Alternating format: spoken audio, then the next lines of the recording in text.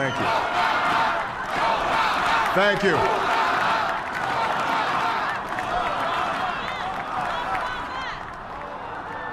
My fellow citizens, I stand here today humbled by the task before us, grateful for the trust you've bestowed, mindful of the sacrifices borne by our ancestors. I thank President Bush for his service to our nation.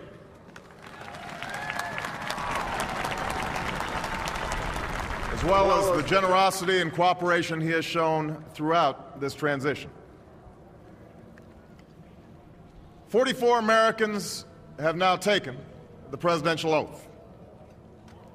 The words have been spoken during rising tides of prosperity and the still waters of peace.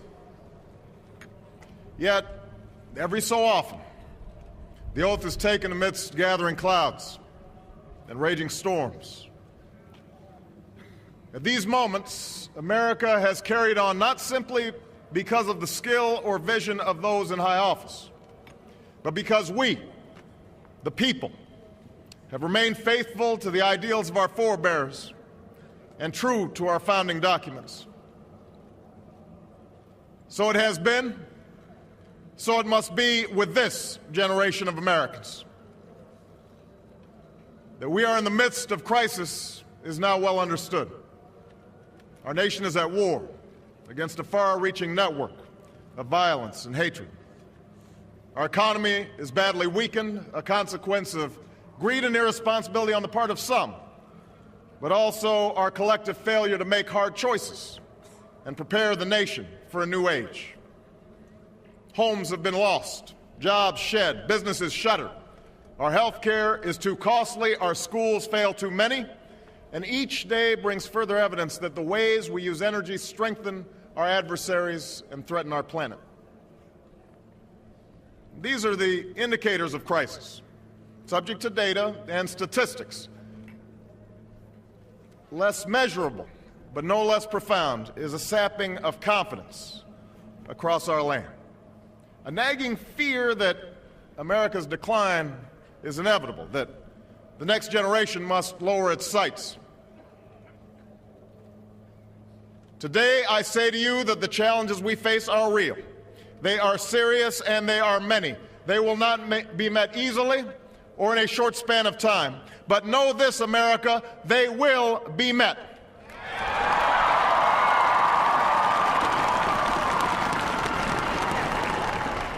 On this day, we gather because we have chosen hope over fear, unity of purpose over conflict and discord. On this day, we come to proclaim an end to the petty grievances and false promises, the recriminations and worn-out dogmas that for far too long have strangled our politics. We remain a young nation, but in the words of Scripture, the time has come to set aside childish things. The time has come to reaffirm our enduring spirit, to choose our better history, to carry forward that precious gift, that noble idea passed on from generation to generation, the God-given promise that all are equal, all are free, and all deserve a chance to pursue their full measure of happiness.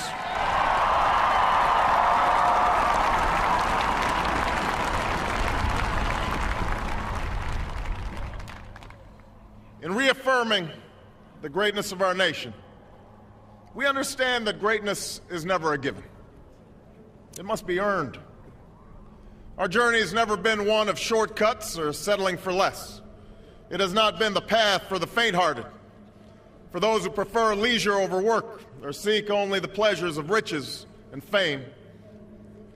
Rather, it has been the risk-takers, the doers, the makers of things, some celebrated, but more often men and women obscure in their labor, who have carried us up the long, rugged path towards prosperity and freedom. For us, they packed up their few worldly possessions and traveled across oceans in search of a new life. For us, they toiled in sweatshops and settled the West endured the lash of the whip, and plowed the hard earth. For us, they fought and died in places like Concord and Gettysburg, Normandy and Quezon. Time and again, these men and women struggled and sacrificed and worked till their hands were raw so that we might live a better life. They saw America as bigger than the sum of our individual ambitions, greater than all the differences of birth or wealth or faction. This is the journey we continue today. We remain the most prosperous, powerful nation on earth. Our workers are no less productive than when this crisis began. Our minds are no less inventive, our goods and services no less needed than they were last week or last month or last year. Our capacity remains undiminished. But our time of standing pat, of protecting narrow interests and putting off unpleasant decisions, that time has surely passed. Starting today, we must pick ourselves up, dust ourselves off, and begin again the work of remaking America.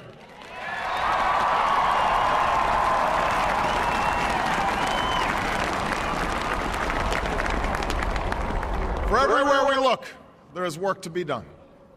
The state of our economy calls for action, bold and swift, and we will act, not only to create new jobs, but to lay a new foundation for growth.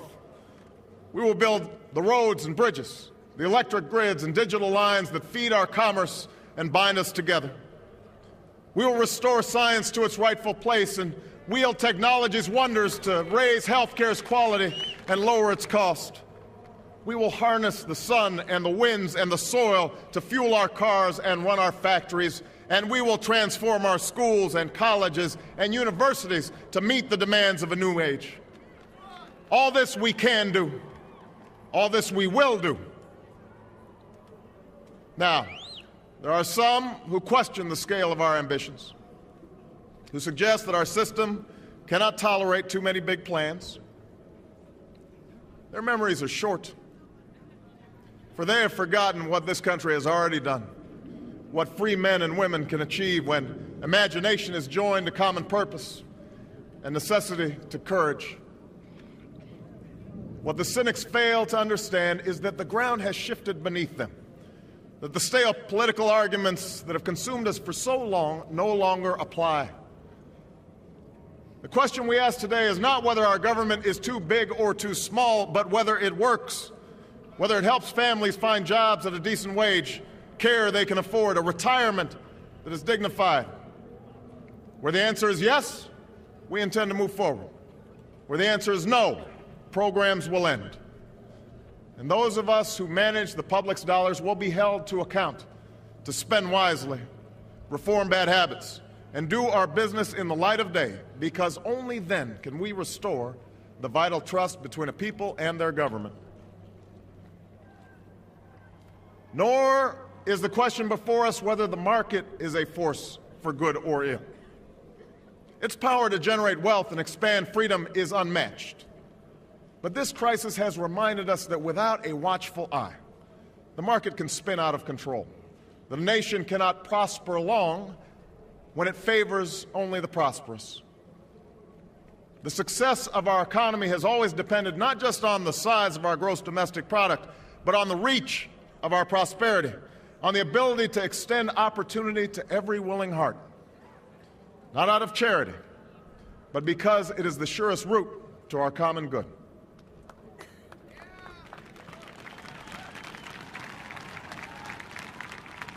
As for our common defense, we reject as false the choice between our safety and our ideals. Our founding fathers, faced with perils that we can scarcely imagine, drafted a charter to assure the rule of law and the rights of man, a charter expanded by the blood of generations.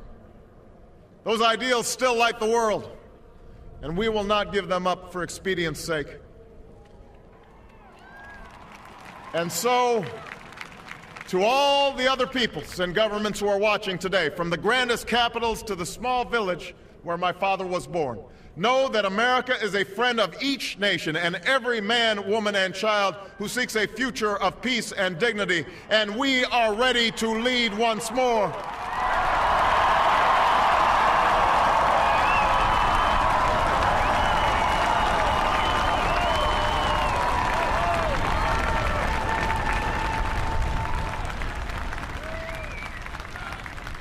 Recall that earlier generations faced down fascism and communism not just with missiles and tanks, but with the sturdy alliances and enduring convictions. They understood that our power alone cannot protect us, nor does it entitle us to do as we please. Instead, they knew that our power grows through its prudent use. Our security emanates from the justness of our cause, the force of our example, the tempering qualities of humility and restraint. We are the keepers of this legacy.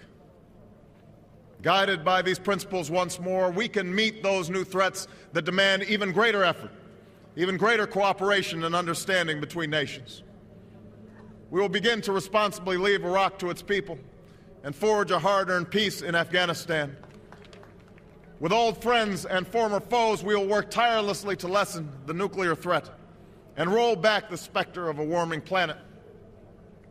We will not apologize for our way of life, nor will we waver in its defense.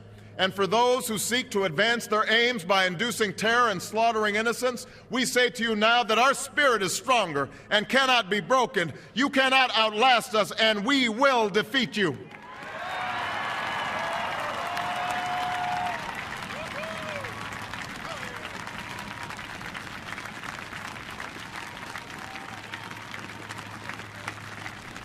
For we know that our patchwork heritage is a strength, not a weakness.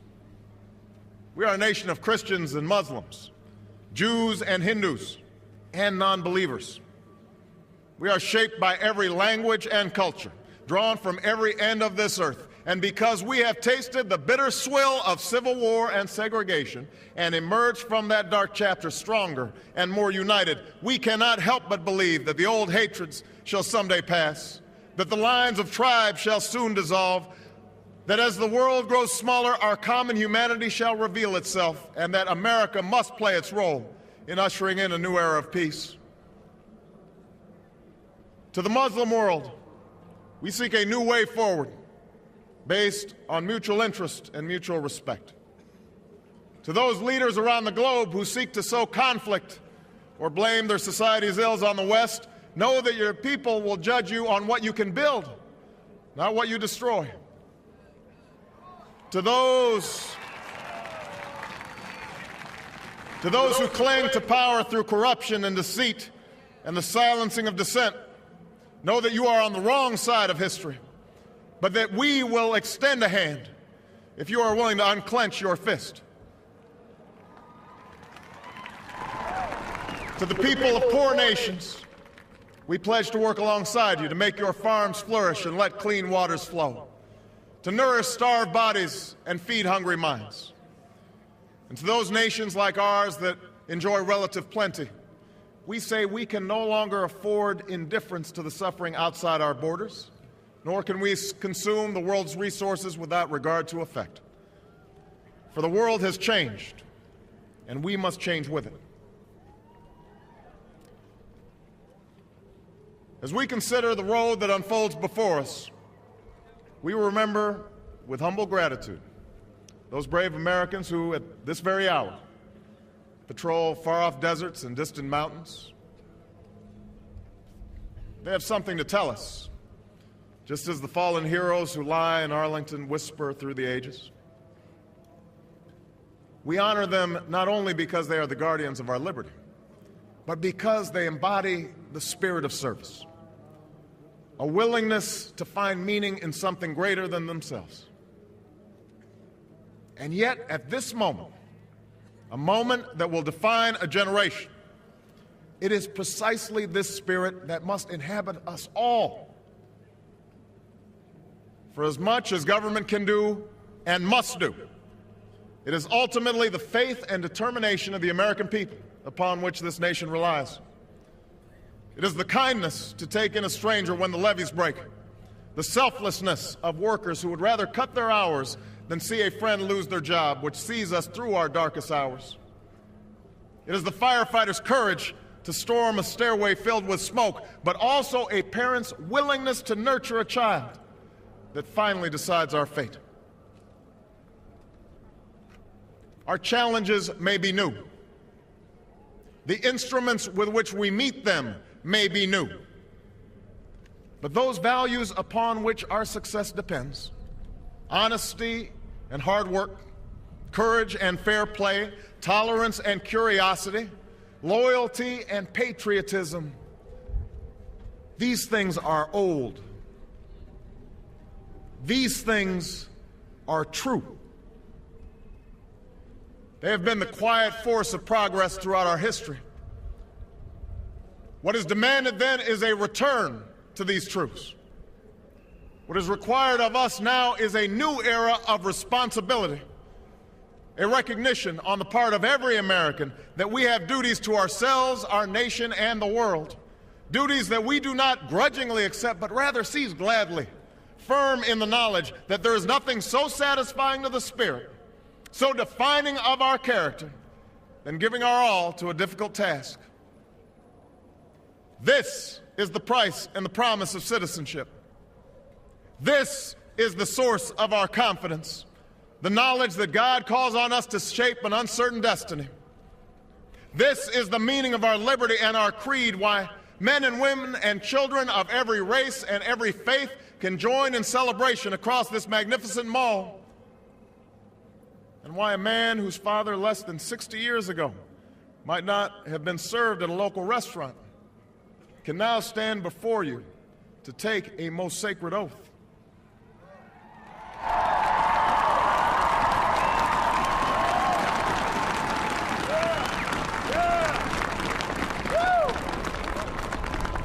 So let us mark this day with remembrance of who we are and how far we have traveled. In the year of America's birth, in the coldest of months, a small band of patriots huddled by dying campfires on the shores of an icy river. The capital was abandoned. The enemy was advancing. The snow was stained with blood. At a moment when the outcome of our revolution was most in doubt, the father of our nation ordered these words be read to the people. Let it be told to the future world that in the depth of winter, when nothing but hope and virtue could survive, that the city and the country, alarmed at one common danger, came forth to meet it. America, in the face of our common dangers, in this winter of our hardship, let us remember these timeless words. With hope and virtue, let us brave once more the icy currents and endure what storms may come. Let it be said by our children's children that when we were tested, we refused to let this journey end, that we did not turn back nor did we falter. And with eyes fixed on the horizon and God's grace upon us, we carried forth that great gift of freedom and delivered it safely to future generations. Thank you. God bless you. And God bless the United States of America.